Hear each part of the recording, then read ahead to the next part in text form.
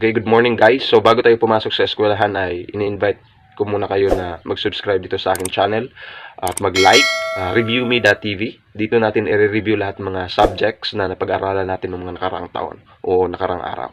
So ang pinakaunang topic natin ay physics, ano? So introduction to physics muna tayo.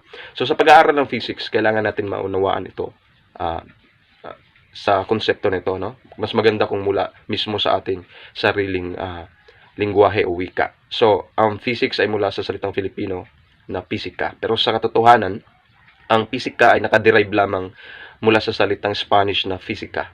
So, ayon sa research ko, ang Tagalog talaga ng physics ay liknayan. Ang salitang liknayan ay mula sa dalawang salita na likas plus hanayan. So, likas plus hanayan.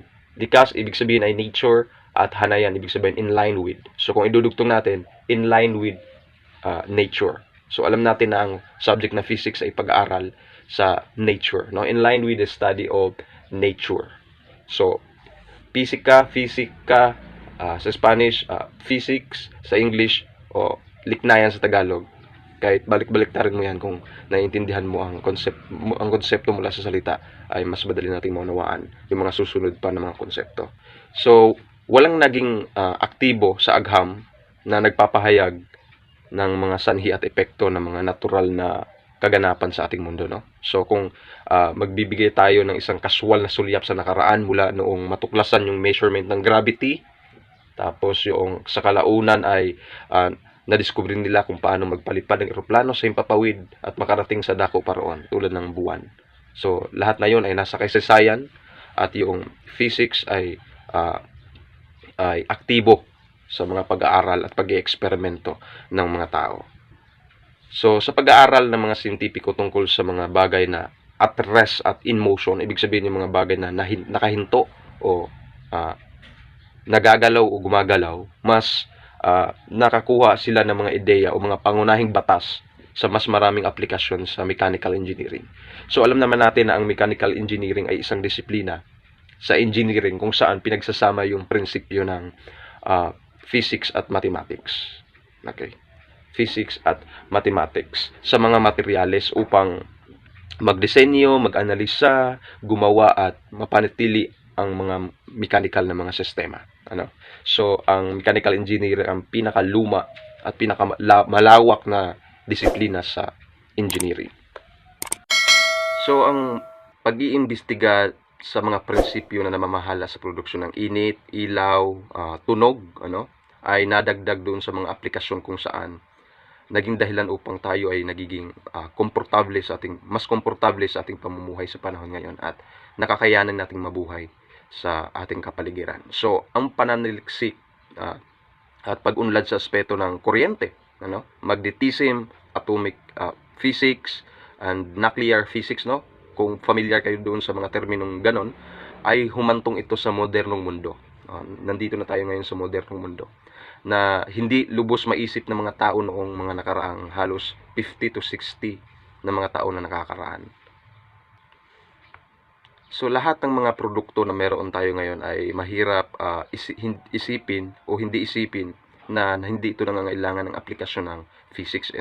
Ito ay nangahulugan na anuman ang meron ka ngayon o anuman ang magiging trabaho mo in the future, kinakailangan mong maunawaan itong physics na ito, no? Itong liknayi na ito. Okay? So anuman ang trabaho, profesyon, ay nangangailangan ng pagkaunawa sa subject na ito. So hindi naman lahat ng mga trabaho o profesyon ay nangangailangan ng mas malalim na pagkaunawa sa physics na ito, pero halos lahat ng trabaho sa mundo natin ngayon ay kahit papaano ay merong mga dapat nating isalang-alang at dapat nating alamin na mga pangunahing konsepto sa lahat ng proseso na gagawin natin sa ating buhay. So kung meron kang pagkaalam sa halimbawa sa mekanika, init, tunog, mechanics sa English, no? Heat and sounds, or electromagnetism, kung meron kang ideya doon sa mga bagay na iyon, ay sapat na yon upang ikaw ay magkaroon ng pundasyon sa anumang trabaho ng papasukan mo in the future. So kung nakita mo na kinakailangan mong baguhin yung gusto mong magiging trabaho in the future, so bago or after ng iyong graduation. So makakaguhit ka doon, makakagawa ka ng isang magandang pundasyon sa agham at matematika, ano, na sa pamamagitan ng pagsaalang-alang sa mga kursong kukunin mo, at sa pagbibigay o paglalaan ng oras, lakas, ano, at dedikasyon upang mas magkakaroon ka ng direksyon sa buhay mo. Kaya nga sa bawat kurso na kinukuha natin, ano, so kung hindi ka man major in science or hindi ka major in physics, ano, meron ka pa ring minor subject na may kinalaman sa subject na ito. So dahil napakahalaga ito pagdating sa magiging trabaho natin in the future.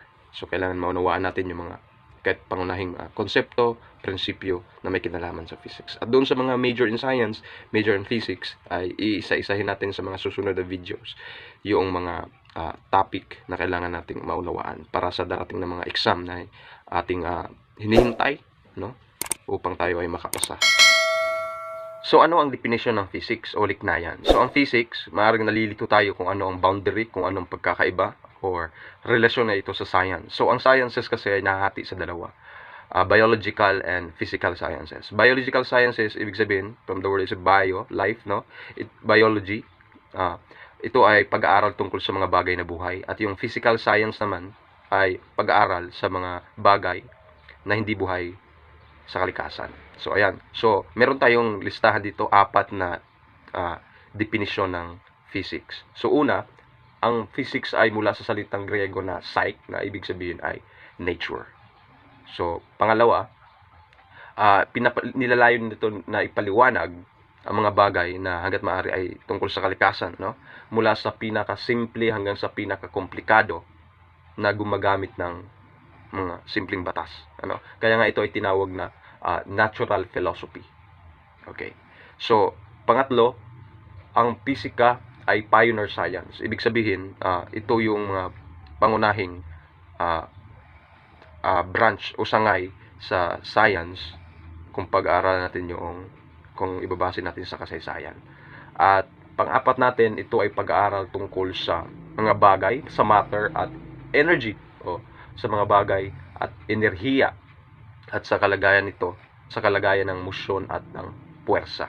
Okay. So, kung saan merong bagay, merong matter, merong energy, merong pressure, merong motion, 'di ba? Yan po ay mga konsepto ng physics, pag-aaral tungkol sa physics.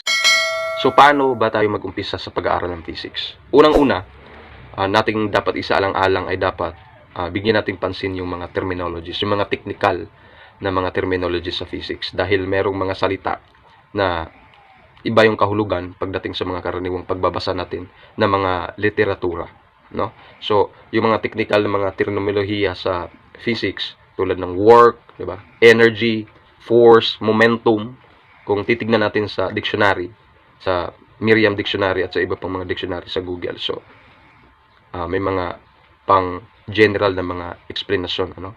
Pero pag in-apply natin itong mga salitang ito o ginamit natin ang mga salitang ito sa physics, ay meron silang mga espesipikong mga kahulugan. So, kailangan maging aware tayo doon sa mga technical terminologies. Pangalawa, dapat alam din natin kung paano magbasa ng mga graphs, charts, 'di ba? Photographs, halimbawa ng mga ganyan, o drawings, ayan, sapagkat ito ay makakatulong upang mas maintindihan natin yung mga technical na mga material, ano? At makatulong upang mas maunawaan natin yung mga prinsipyo, no, tungkol sa mga kinakailangang interpretasyon, data na ating pong mga nakakalap. Pangatlo, mathematics. Okay? So, kapag kayo ay nag-aral ng physics, kailangan ay yung mga pangunahin sa mathematics ay alam natin, no? So, kung kayo ay magsa-science o mag-aral ng physics tapos ayaw nyo ng mathematics, ay hindi nyo po maintindihan yung physics. So, kailangan yung mga fundamentals ng mathematics ay alam po natin. So, kung hindi nyo alam o nakalimutan nyo yung mga fundamentals ng mathematics na kailangan natin sa pag-aaral ng physics, tulad ng powers of 10, 'di ba? Literal equation or yung trigonometry, ay mag-comment kayo down below dito sa channel na ito o sa video na ito para mabigyan natin ng kaukulang oras upang ipaliwanag ko sa inyo At kung hindi naman ay tuloy tayo sa bagong topic na ating pag-aaralan sa physics. So, ayan guys, yan ang ating unang topic, Introduction to Physics. Huwag nyo kalimutan mag-subscribe, mag-like, at i-push yung button ng notification bell para ma-notify kayo sa mga bagong pag-aaral natin o review natin sa ating mga subjects sa eskwelahan. So, thank you guys!